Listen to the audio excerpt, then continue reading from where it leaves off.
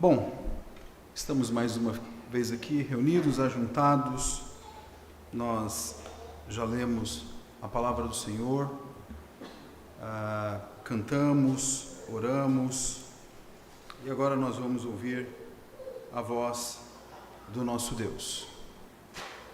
E eu gostaria de convidar você para que você abra sua Bíblia na primeira epístola de Paulo à igreja de Corinto.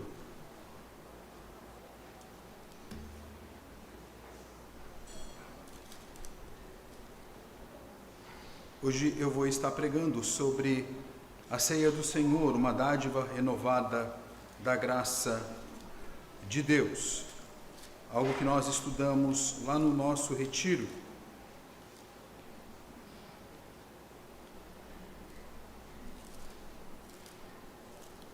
Semana passada o presbítero Nelson falou sobre o culto. Hoje nós vamos falar sobre a ceia do Senhor, que é um meio de graça. Então, em 1 Coríntios capítulo 11, bem conhecido, capítulo 11, 1 Coríntios 11, nós vamos ler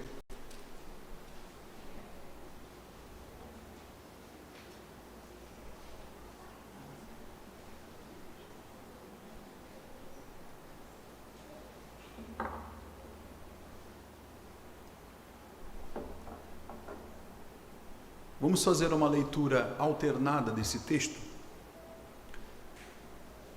São vários versos, né? Mas, se Deus quiser, nós vamos contemplar estes versos aqui.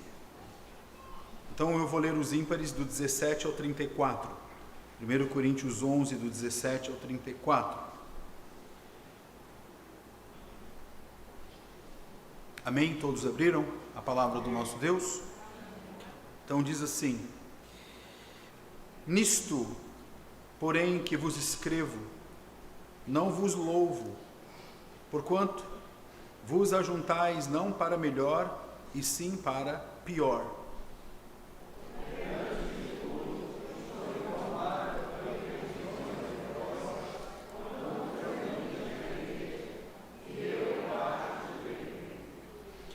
Porque até mesmo importa que haja partido entre vós, para que também os aprovados se tornem conhecidos em vosso meio.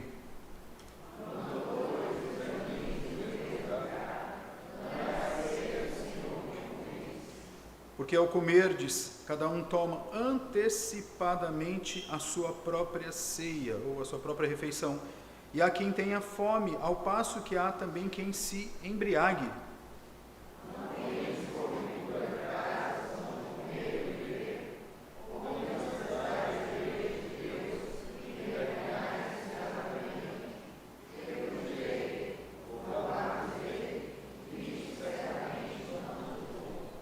Porque eu recebi do Senhor o que também vos entreguei, que o Senhor Jesus, na noite em que foi traído, tomou o pão.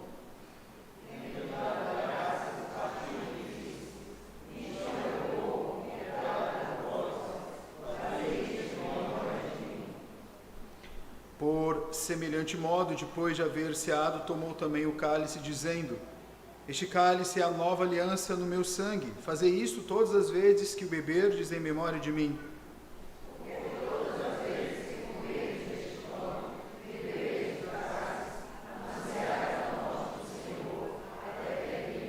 Por isso, aquele que comer o pão ou beber o cálice do Senhor indignamente será réu do corpo e do sangue do Senhor.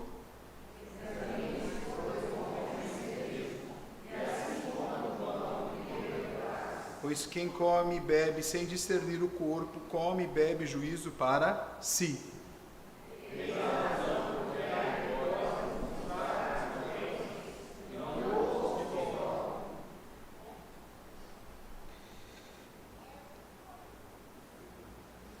Vocês pararam onde?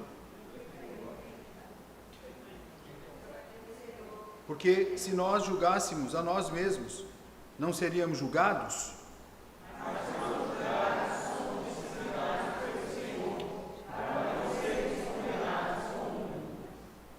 Assim, pois, irmãos meus, quando vos reunis para comer, esperai uns pelos outros.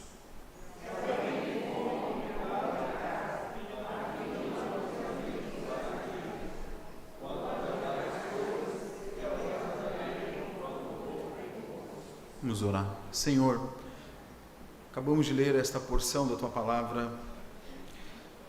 Um dos problemas, uma das questões que Paulo teve que tratar ali naquela igreja tão difícil, tão complicada, tão imatura, mas que o Teu servo chamava de igreja do Senhor e irmãos, pessoas que ali estavam, ele chamava de irmãos, considerava como irmãos. Esta noite, Deus, ilumine as nossas mentes, a fim de que possamos entender o que Paulo está falando aqui nesse texto, e que, sem dúvida, possamos aplicar em nossos corações e viver isso aqui, Senhor Deus. Abençoe o Teu povo que aqui está, não nos deixe aqui sozinhos, não nos deixe aqui, Senhor, não me deixe sozinho fazendo um mero discurso e a Tua igreja ouvindo este discurso, mas que o Teu Santo Espírito, que habita na igreja, que habita em nós, possa de fato iluminar as nossas mentes e comunicar graça por meio da Tua Palavra. Em nome de Jesus. Amém. Amada igreja, a igreja de Corinto era, em muitos aspectos, por assim dizer, um microcosmos de talentos, como também de problemas. Você tinha uma igreja com vários dons, mas também você tinha uma igreja com muitos problemas, muitas broncas. Ela era uma igreja repleta de dons espirituais e fervor, mas também era marcada por carnalidade, por partidarismo e uma lamentável imaturidade que certamente comprometia o testemunho daquela igreja naquela cidade cosmopolita. O apóstolo Paulo, que por assim dizer foi o pai da fé daquela igreja, escreve esta carta não apenas para instruir aquela igreja, mas para corrigir desvios graves que estavam ameaçando a essência da comunhão cristã.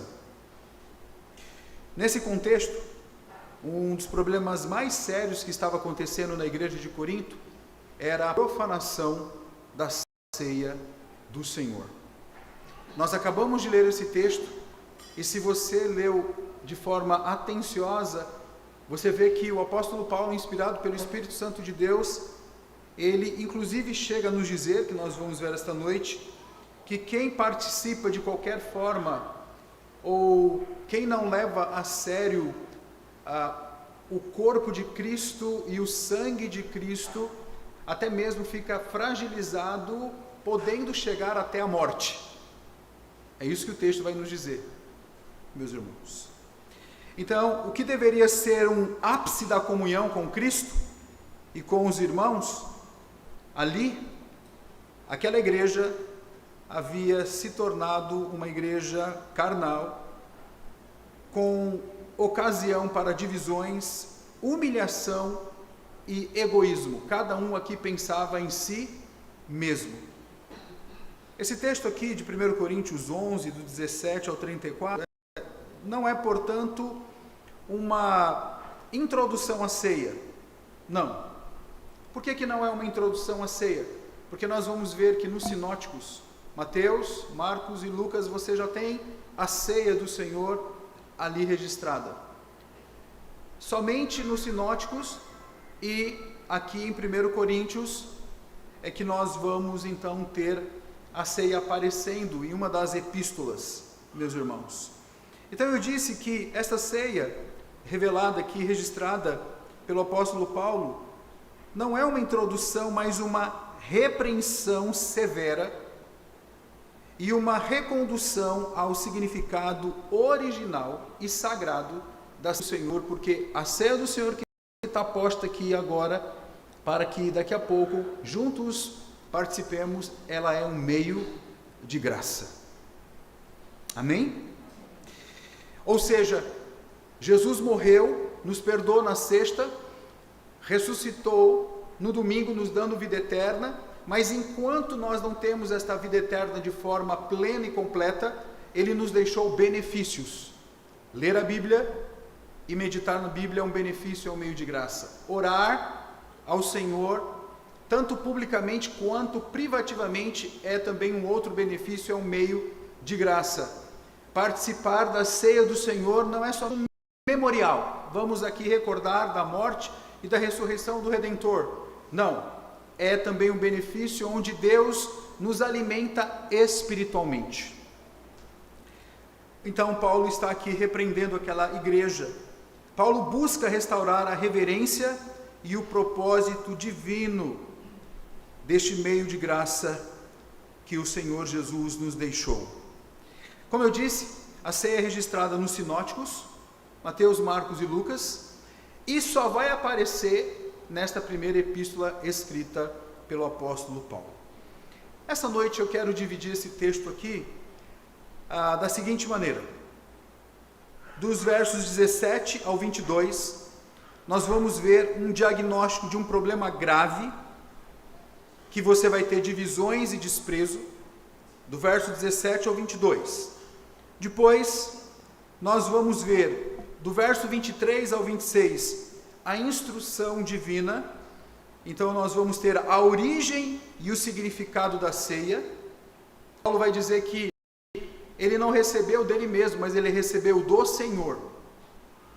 E por fim, do verso 27 até, irmãos, o versículo 34, nós vamos ter uma advertência solene, quando Paulo diz que nós devemos examinar a nós mesmos, e depois comer e beber. E se eu não examinar a mim mesmo, Paulo coloca aqui algumas consequências de estar comendo de forma indigna e não discernindo o corpo, como o apóstolo nos coloca. Então, vamos iniciar dos versos 17 ao 22, falando um pouquinho deste diagnóstico aqui de um problema grave acontecendo naquela igreja no que diz respeito à ceia do Senhor. Paulo inicia esta sessão com uma palavra forte e incomum em suas epístolas. O que diz o versículo 17? Nisto, porém, que vos prescrevo, não vos louvo, porquanto vos ajuntais não para melhor, e sim para pior. Então, aquela assembleia dos santos, que deveria ser um lugar de edificação mútua e adoração a Deus, estava se tornando um ambiente tóxico espiritualmente falando. Você vai à igreja para manter comunhão com Deus e com os irmãos, você vai à igreja para estar reunido com o povo de Deus, e na realidade, ao invés disso, glorificar a Deus e também abençoar o corpo de Cristo, o que está acontecendo aqui é pura carnalidade. O texto nos diz que ele não pode louvar, ou seja, ele não pode trazer um elogio no que diz respeito para aquela igreja, porque eles estavam vivendo de forma carnal. Então, meus irmãos, a assembleia que deveria se reunir para uma edificação mútua estava se tornando um ambiente de deterioração espiritual. E o verso 18 vai nos mostrar a causa, por assim dizer, deste problema espiritual que está acontecendo na igreja. Vamos olhar para o verso 18, analisando aqui este diagnóstico de um problema grave. Porque antes de tudo, eu estou informado haver divisões entre vós, quando vos reunis na igreja, e eu em parte o creio. Quando Paulo está escrevendo para a igreja de Corinto, lá no capítulo 1, versículo 10, volte a sua Bíblia para o capítulo 1, versículo 10 desta epístola, por favor. Logo no início da epístola, Paulo já está enfrentando aqui um problema que ele volta a relatar aqui no versículo 18 do capítulo 11. O que diz o versículo 10? Vamos ler em uma só voz, do capítulo 1. Rogo-vos, irmãos, pelo nome de nosso Senhor Jesus Cristo, e que não haja entre vós, antes sejais inteiramente unidos na mesma disposição mental e no mesmo parecer. A palavra divisões aqui do versículo 10 do capítulo 1 é a mesma palavra do versículo 18 do capítulo 11, ou seja, uma palavra que é cismata. Estava tendo um cisma ali naquela igreja. Vocês lembram quando o apóstolo Paulo diz: tem gente aqui que na realidade é do grupo de Pedro, tem gente aqui que é do grupo de Apolo, tem gente aqui que é do grupo de quem? É o meu grupo, e tem gente que parece que é mais espiritual, que é do grupo de Cristo. Eu sou de Paulo, eu sou de Apolo, eu sou de Pedro e eu sou de Cristo Jesus. Mas eu gostaria de trazer o que de fato significa este cisma, esta divisão na igreja. E eu quero ilustrar o que esta palavra realmente tem a nos dizer. Eu quero que você pense em uma camisa. Quero que você pense em uma camisa e alguém segurando na ponta desta camisa e uma outra pessoa segurando em uma outra ponta, tá?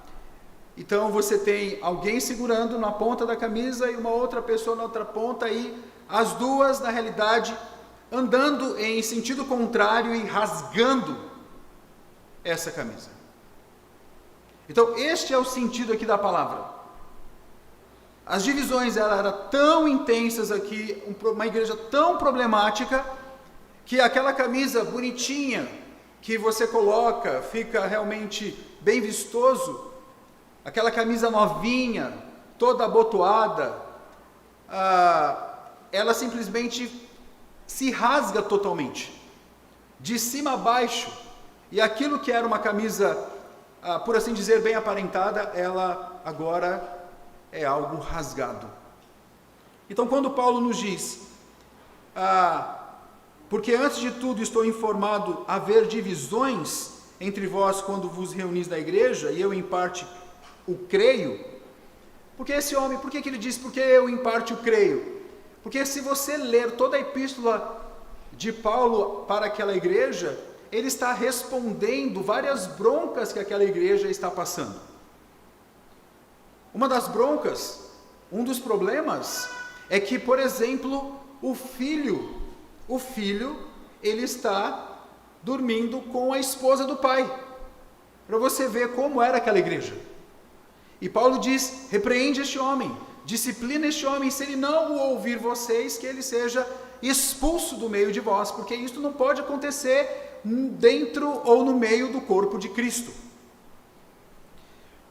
Então, a causa principal era a presença de divisões e de partidos dentro ali de Corinto.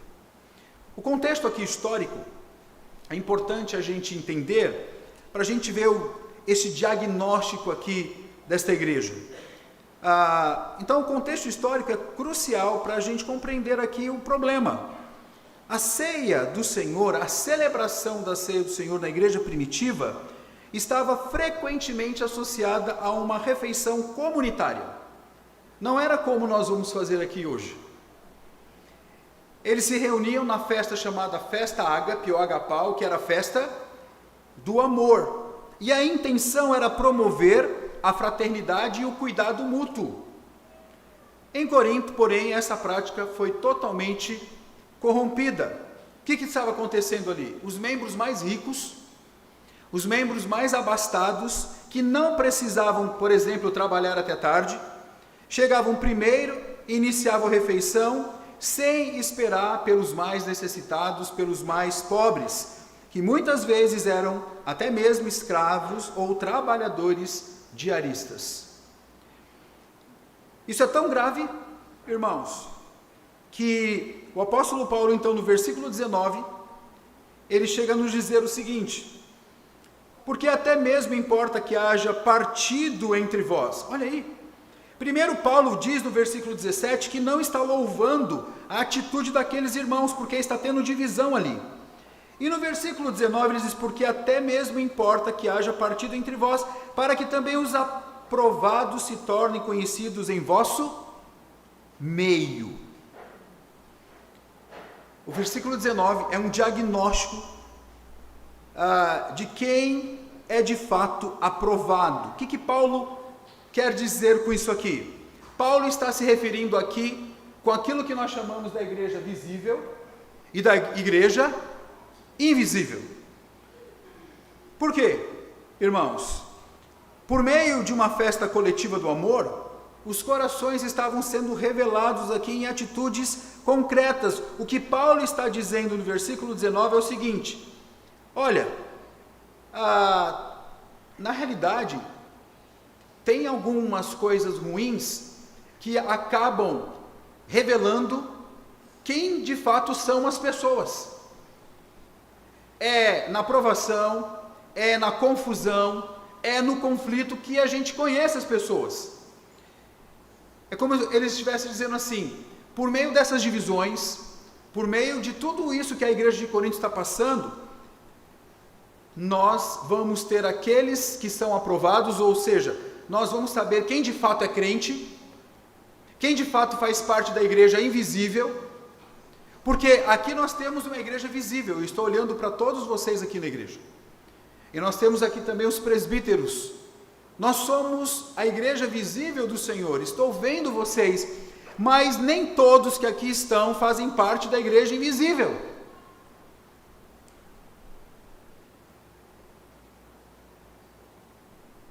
É duro ouvir isto, né? Mas é isso que Paulo está nos colocando neste verso 19. É um diagnóstico de quem de fato é aprovado. É bom que aconteça essa confusão. É bom que haja esse conflito. É bom que tenha esses partidos aí. Por quê? Porque nós vamos ter os aprovados. Nós vamos ver quem são os aprovados e eles vão se tornar conhecidos em vosso meio.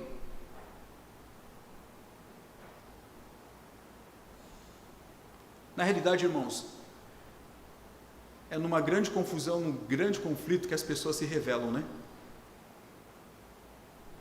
Não é assim? Ou as pessoas se revelam como crentes, ou como ímpias. Ou pelo menos algumas pessoas vão se revelar com atitudes de crentes, ou com atitudes de ímpias. São nos grandes problemas da vida, é que as pessoas vão se revelar leal a você ou desleal a você. É muito ruim quando uma igreja passa por conflitos e passa por divisões como estava acontecendo nesta igreja, porque quem perde é o corpo de Cristo. Mas é nessas confusões, e que Deus nos livre delas, nessas divisões, que Deus nos livre dessas divisões, é que de fato nós vamos ver quem é quem. E o apóstolo Paulo está realmente batendo naquela igreja. Ele está sendo severo com aquela igreja, irmãos.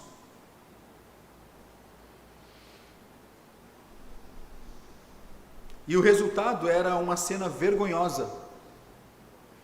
Porque olha o que vai nos dizer aqui o versículo 20 e 21. Quando, pois, vos reunis no mesmo lugar, não é a ceia do Senhor que comeis? Quando vocês se reúnem, vocês não estão participando de qualquer coisa. Quando vocês se reúnem, vocês estão participando do quê? Da ceia? Ou seja, da festa do amor. A maioria dos estudiosos, eles veem aqui nesse texto uma festa, tá? Olha bem, uma festa de confraternização, uma grande festa de confraternização, que eles sempre faziam, e cada um levava os alimentos da sua própria casa, e depois que eles se confraternizavam, então eles comiam do pão e bebiam do vinho, do cálice. Então eram dois momentos: o momento da festa, do agapau, do ágape, do amor, e depois onde eles estavam comendo e bebendo ali, simbolizando o corpo e simbolizando o sangue de Cristo, não somente como memorial, mas como também um derramamento da graça de Deus. O verso 21 nos diz: porque ao comerdes cada um toma antecipadamente a sua própria ceia, e há quem tenha fome, ao passo que há também quem fique o quê? Bêbado. Olha como estava a igreja de Corinto. Os ricos se banqueteavam, chegando ao excesso até de ficarem embriagados, enquanto os irmãos mais pobres passavam fome e eram humilhados. Então, com essa atitude, eles estavam, olha bem, transformando a ceia do Senhor em sua própria ceia particular, porque não existe ceia particular. Por isso que nós não podemos pegar um copinho, um pedacinho de pão em casa e tomar sozinho lá. A ceia é algo comunitário. A ceia é quando nós nos reunimos, por isso que o autor de Hebreus vai nos dizer que nós não devemos esquecer o que? De congregar, como é o costume de muitos, porque quando nós nos reunimos, nós vamos então aqui comer do pão e beber do cálice, até que o Senhor venha nas bodas do Cordeiro. Então, olha bem, eles estavam transformando a ceia em sua própria ceia particular, deixando de ser um coletivo de adoração para se tornar uma demonstração de status social. Eles estavam desprezando a igreja de Deus, porque eles estavam desonrando os mais pobres e eles estavam também desonrando o próprio corpo de Cristo. Está aí no versículo 22, irmãos. Eles também estavam envergonhando os que não têm. A comunhão cristã, que deveria anular as distinções sociais do mundo, estava, na verdade, reforçando dolorosamente aquelas distinções sociais, que sempre existiu e sempre vai existir. O verso de 22, na realidade, é uma pergunta retórica de Paulo. O que diz o verso 22? Não tendes porventura casas? Não tendes porventura casas onde comer e beber? Ou menosprezais a igreja de Deus e envergonhais, olha bem, os que nada têm? Que vos direi? Louvar-vos-ei? Nisto certamente eu não posso o quê? Louvá-los. Há uma pergunta aqui retórica. Não tendes porventura casas para comer e para beber? Ele deixa claro que a igreja não é um clube social. Ei, gente, a igreja não é um clube social e não é um ajuntamento social primeiramente.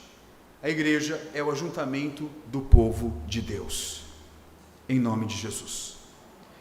Um povo que tem a palavra de Deus como meio de graça, um povo que tem a oração como meio de graça e que tem os sacramentos, o batismo e a Santa Ceia também como meio de graça, e que se reúne em um culto público que também transmite graça, para juntos em um só coro cantar glórias ao Senhor.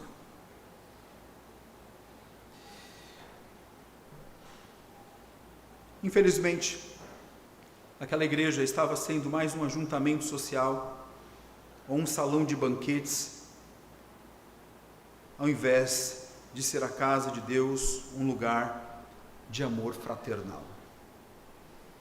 Então, dos versos 17 ao 22, nós temos aqui Paulo diagnosticando este problema grave das divisões e também do desprezo. Havia aqui desprezo, havia egoísmo, havia carnalidade, imaturidade, divisões. Eu fico imaginando então os grupos chegando ali, o grupo de Paulo, o grupo de Apolo, o grupo de Pedro, o grupo de Cristo, e nós não podemos nos misturar uns com os outros. Isso não é igreja. Porque na realidade nós somos mais importantes do que o grupo de Apolo. É melhor ficar no grupo de Pedro, porque afinal de contas Pedro andou com o Senhor, foi testemunha ali em loco, andou com o Redentor 3 anos e meio. E Paulo aqui, será que ele é apóstolo mesmo? Mas na realidade é melhor ficar no grupo de Jesus, de Cristo, porque ele sim é o Senhor, o Salvador. Olha a bagunça nesta igreja. Como é que podia ter comunhão nesta igreja? Como é que eles podiam ceiar nesta igreja? Se eles na realidade estavam se degladiando ali.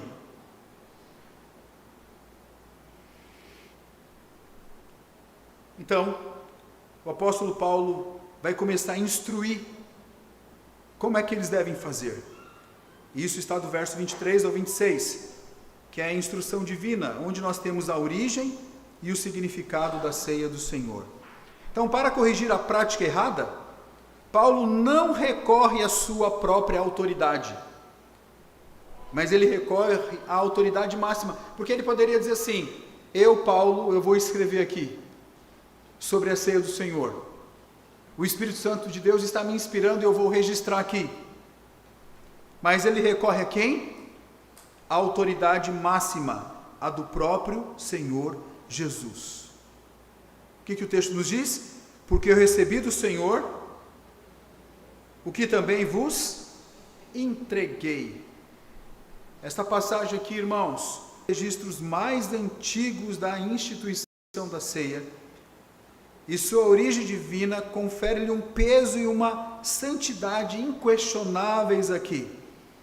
O apóstolo recorda os elementos e as palavras de Jesus na noite em que foi traído. Vamos ver? Porque eu recebi do Senhor o que também vos entreguei. Ele diz o quê? Que o Senhor Jesus, na noite que foi traído, tomou o pão. E disse o quê? E tendo dado graças, o partiu e disse: isto é meu corpo, que é dado por vós, fazei isto em memória de mim. Por semelhante modo, depois de haver ceado, tomou também o cálice, dizendo: este cálice é a nova aliança no meu sangue. Fazei isto todas as vezes que o beberdes em memória de mim. O pão, simbolizando o corpo de Cristo, entregue voluntariamente ali na cruz, a violência de sua morte sacrificial é o fundamento da nossa salvação. Então, a ceia é instituída quando ele diz em memória de mim, mas não somente a ceia é um memorial, porque dentro do sacrifício de Cristo naquela sexta-feira, ele está nos conferindo graça, porque naquela sexta-feira eu e você já fomos perdoados, em nome de Jesus. Então, a ceia não é um novo sacrifício, como os católicos romanos defendem. Eu não sei se você sabe, mas em toda missa, Cristo é sacrificado novamente, aquilo que nós chamamos de sacrifício não cruento, porque o sacrifício cruento é o derramamento de sangue, mas hoje, todas as vezes que o sacerdote, inclusive você não pode mastigar a hóstia, porque você estará comendo o quê? O corpo de Cristo, é colocado no céu da boca para dissolver. E o sangue, ou seja, o vinho, ele não é tomado pelos fiéis, mas somente o sacerdote, porque ele é que está ainda fazendo mediação entre os céus e ali a igreja, aquele rebanho. Mas na realidade isso é teologia do Antigo Testamento, porque Jesus é o nosso sumo sacerdote. Hoje nós não precisamos mais, irmãos, de sacerdote humano para nos levar até Deus, até porque nós, olha bem, eu e você, nós somos aquilo que Lutero chamou de sacerdócio universal dos crentes. Eu e você somos sacerdotes no sentido de que nós podemos ir até Deus, porque o nosso sumo sacerdote, ele é o nosso mediador eternamente. Por isso que então ele diz: isto aqui é o meu corpo, como também isto aqui é o meu sangue. O cálice representa o sangue de Cristo, o selo da nova aliança, profetizada nos profetas, lá em Jeremias, em Êxodo, que tudo apontava para Cristo Jesus. Enquanto a aliança antiga foi ratificada com o sangue de animais, a nova e a superior aliança é estabelecida pelo sangue do próprio Senhor Jesus, meus irmãos. Então, finalmente Paulo resume o propósito contínuo da cena no versículo 26. Porque todas as vezes que comerdes este pão e beberdes do cálice, anunciais a morte do Senhor até que ele venha. Meus irmãos, Este versículo aqui é uma riqueza, irmãos. Uma riqueza mostrando que a ceia do Senhor tem uma tripla perspectiva. Que perspectiva é esta, pastor? Que tripla perspectiva é esta? Tem uma perspectiva de nós olharmos para trás, aquilo que nós podemos chamar de retrospectiva. Olhamos para trás, ou seja, olhamos para a cruz, anunciando a morte do Senhor e o preço da nossa redenção. Por isso que quando Paulo diz, que todas as vezes que comerdes este pão e beberdes o cálice, o que anunciais a morte, então nós devemos olhar para trás. Todas as vezes que você for comer e beber, comer do pão e beber do cálice, você deve lembrar sim, da morte do seu Redentor, porque Ele pagou um alto preço por mim, por você, pela sua igreja. Mas nós temos uma outra perspectiva, que é a introspectiva. Nós olhamos para dentro, examinando os nossos corações e nossa comunhão presente com Deus e com a igreja, meus irmãos. Então é algo que nós olhamos para trás, para o passado. Você tem que olhar para há 2000 anos atrás, onde Jesus morreu na cruz por você. Você também tem que olhar para você mesmo, examinando o seu coração, para que então você participe deste momento. E também é algo futuro, é algo que é retrospectivo, introspectivo e prospectivo. Nós também olhamos para frente, para a bendita esperança do seu retorno, porque o texto aí no final vai dizer até que ele venha. E aí eu quero convidar você, para que você abra sua Bíblia, lá em Apocalipse, capítulo 19, versículo 9 e 10. Este capítulo 19 fala sobre o júbilo do céu. Todo o capítulo vai falar sobre Cristo vencendo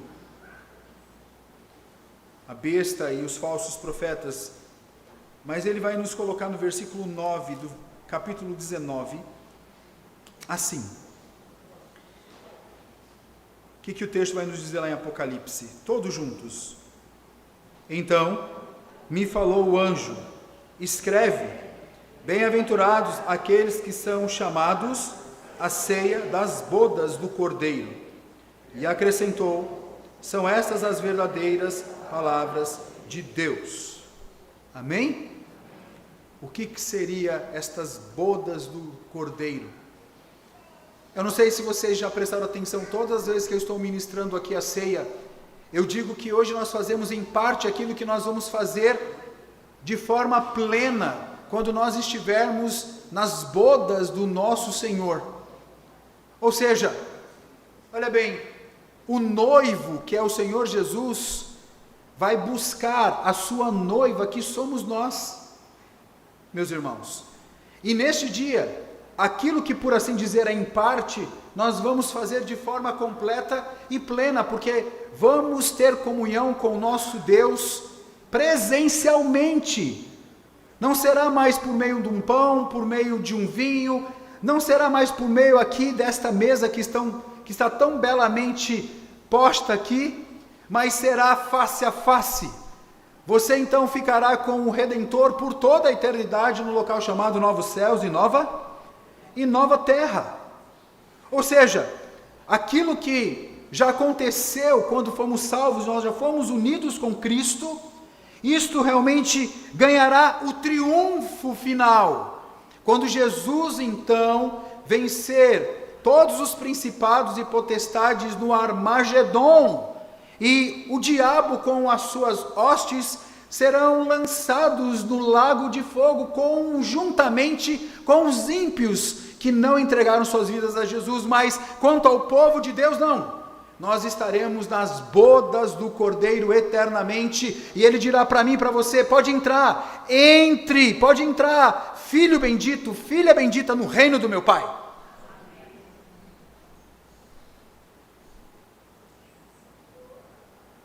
Portanto, a ceia, ela olha para trás, quando anunciando a morte do Senhor.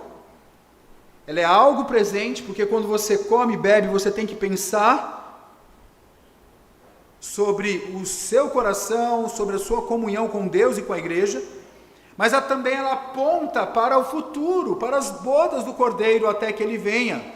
Ou seja, a ceia também é um ato escatológico. Por quê? Porque a nossa jornada aqui é temporária, graças a Deus. Eu sei que você não quer morrer, mas a nossa jornada aqui é temporária. E estamos aguardando a vinda do nosso Rei.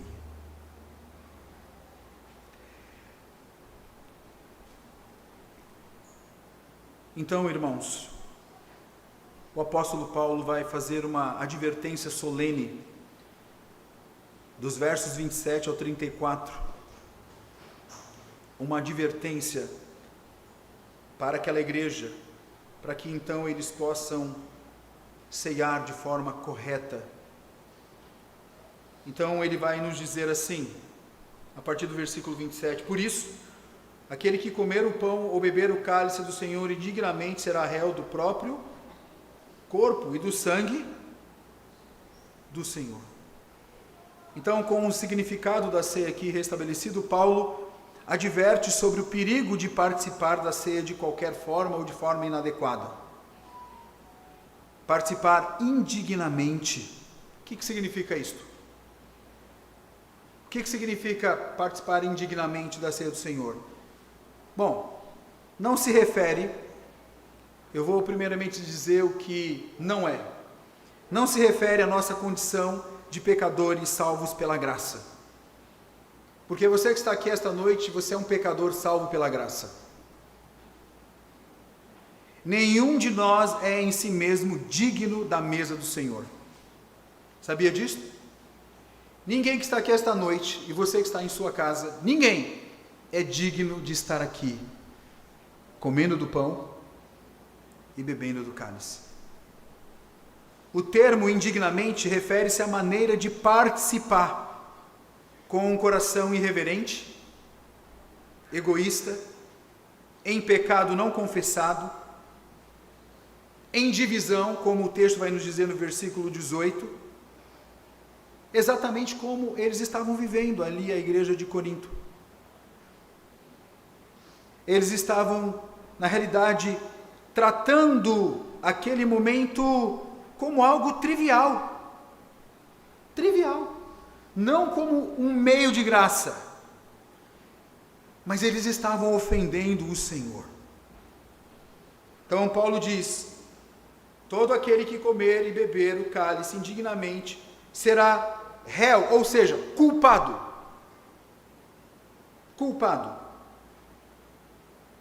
do corpo e do sangue do Senhor. Olha para você ver como é sério. Paulo está dizendo assim, se você comer indignamente, se você brincar com isso, é como se você estivesse sacrificando Jesus novamente, e ao sacrificar Jesus novamente, você não está levando a sério tudo que ele fez na cruz do Calvário. É como se você estivesse anulando isto pela sua vida, pela sua conduta.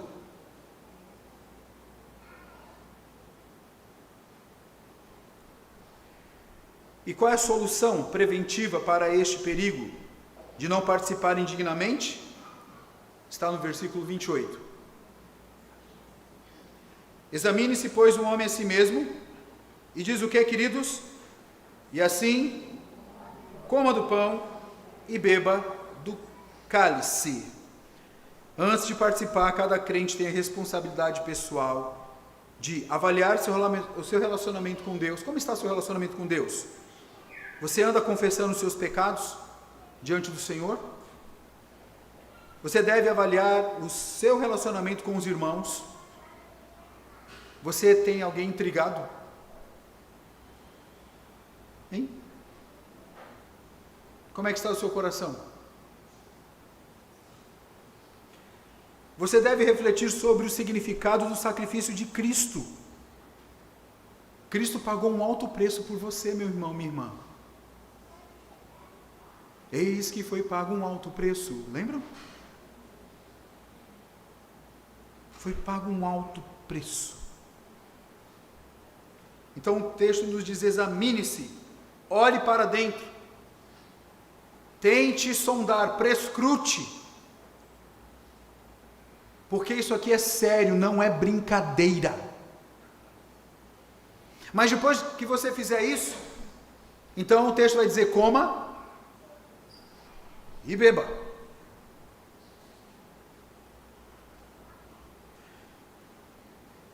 E aí Paulo nos chama a atenção e nos dá medo, porque aquele que não faz este exame tem algumas consequências. A falta deste exame, do versículo 28, acarreta em sérias consequências que ele vai começar a mostrar no versículo 29. Pois quem come e bebe sem discernir o corpo, come e bebe juízo o quê? Para si. O juízo aqui, a palavra aqui, crima, ela não é uma condenação eterna, porque nós somos salvos pela graça, amém. Mas este juízo aqui é uma disciplina corretiva de Deus sobre seus filhos. Deus disciplina a quem Ele ama. E Deus disciplina. A falha em discernir o corpo do Senhor, meus irmãos, tem um duplo sentido aqui. O primeiro é que nós não vamos compreender a santidade de Deus,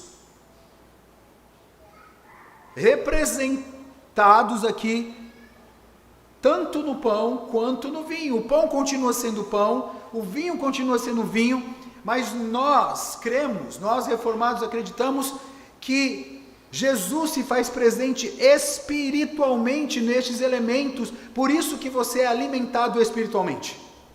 Por isso que não é somente um memorial, não é algo que eu lembro somente, eu lembro da morte e da ressurreição do Senhor, mas também eu sou nutrido de tal maneira que eu recebo graça do Senhor ao comer do pão e beber do cálice. Eu disse que há um duplo sentido, né? A falha em discernir o corpo do Senhor tem um duplo sentido, é não compreender a santidade, como também não reconhecer a igreja como seu corpo espiritual. A igreja é um corpo, e Deus se faz presente. Neste exato momento, Deus está presente aqui. Amém, queridos? Deus está presente aqui. As consequências desse juízo disciplinar já eram visíveis em Corinto. Olha o que está acontecendo no versículo 30. Eis a razão porque há entre vós fracos e doentes, não poucos que dormem. Dormir aqui é aqueles que morreram, tá? É um eufemismo para a morte. Então o que estava acontecendo? Para aqueles que estavam levando na brincadeira a ceia, fraqueza, doença e até mesmo a morte prematura eram manifestações da mão disciplinadora de um pai amoroso que corrige seus filhos para que não se percam. Então Paulo vai reforçar isso, irmãos. No versículo 32. Mas quando julgados, somos disciplinados pelo Senhor, para não sermos condenados com o mundo. Que Deus nos discipline. Porque é melhor cair nas mãos do Senhor do que cair nas mãos dos homens ou do diabo. Que Deus nos discipline, porque Ele é rico em misericórdia e em perdoar. A disciplina de Deus é uma prova de nosso pertencimento a Ele. E Paulo conclui com instruções práticas que vão resolver ali os problemas dos irmãos. Versos 33 e 34. Assim, pois, irmãos, ou portanto, quando vos reunis para comer, esperai o quê? Uns pelos outros. Vamos mudar isso. Vocês são uma igreja. Tá? A solução é simples. E o versículo 34? Se alguém tem fome, coma em casa, a fim de não vos reunirdes para juízo. Olha aí. A gente pode se reunir para glorificar a Deus, mas também nós podemos reunir para ser o quê? Juízo. Quanto às demais coisas, eu as ordenarei quando for ter convosco. Eu quero fazer aqui algumas aplicações. Quero trazer algumas aplicações aqui para a igreja. Esta passagem, embora escrita para uma igreja específica, em um contexto particular, contém alguns princípios eternos para a igreja de Cristo em todas as épocas e, obviamente, para a nossa igreja. Primeira aplicação, nós devemos pensar na centralidade, da unidade do povo de Deus. A ceia do Senhor é a mesa da família de Deus. Então, barreiras sociais, econômicas, raciais ou culturais são uma afronta a Cristo. Devemos zelar ativamente pela unidade do corpo, demonstrando amor e respeito por cada um, especialmente por aqueles que são mais necessitados. Segunda aplicação, o dever do autoexame. A participação na ceia nunca deve ser um ato mecânico ou um ato que seja um mero ritual. É um momento solene que exige reflexão espiritual. Então, o hábito de examinar o nosso coração, de confessar nossos pecados e nos reconciliar com os irmãos é essencial para honrar a Deus e evitar a sua disciplina, porque Deus nos disciplina. Terceira aplicação, cada vez que nós participamos da ceia, o Evangelho é proclamado. Estamos pregando uma mensagem poderosa. Que mensagem é esta, pastor? Anunciamos a morte substitutiva de Cristo como a única que realmente nos trouxe a salvação e que nos trará a salvação completa e plena quando Ele retornar, quando Ele voltar.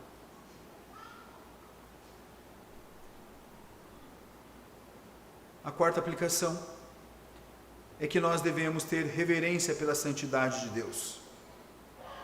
Deus é santo. E os irmãos da igreja de Corinto não estavam tratando Deus como Deus santo. Eles tratavam a ceia de qualquer forma, e por tratar a ceia de qualquer forma, eles atraíram o juízo de Deus. Então, olha bem, ao se aproximar da mesa do Senhor, se aproxime com temor, reverência e um profundo senso de gratidão pelo que Cristo fez por você. E a última aplicação, a ceia é um meio de graça. Se a Santa Ceia foi instituída por Cristo, logo, não pode ser apenas um solene memorial. Por que, pastor, não pode ser um solene memorial? Porque o texto diz que nós não devemos comer indignamente. Porque nós, se comermos indignamente, seremos o que? Culpados do corpo e do sangue de Cristo. Que nós devemos fazer um exame antes de comer e beber. Tudo que eles estavam fazendo ali, os pecados cometidos ali por aquela igreja, no que concerne a ceia, estava trazendo que é a disciplina do Senhor. Então isso não é somente um memorial, é um meio de graça. Amém? Muitos dos que ali estavam, não estavam tratando a ceia do Senhor como meio de graça. Mas na celebração da ceia, a igreja testemunha que nós não somos deste mundo, mas nós pertencemos ao reino dos céus. Eu concluo, amada igreja, dizendo o seguinte: quando participamos da ceia do Senhor, estamos sendo alimentados espiritualmente.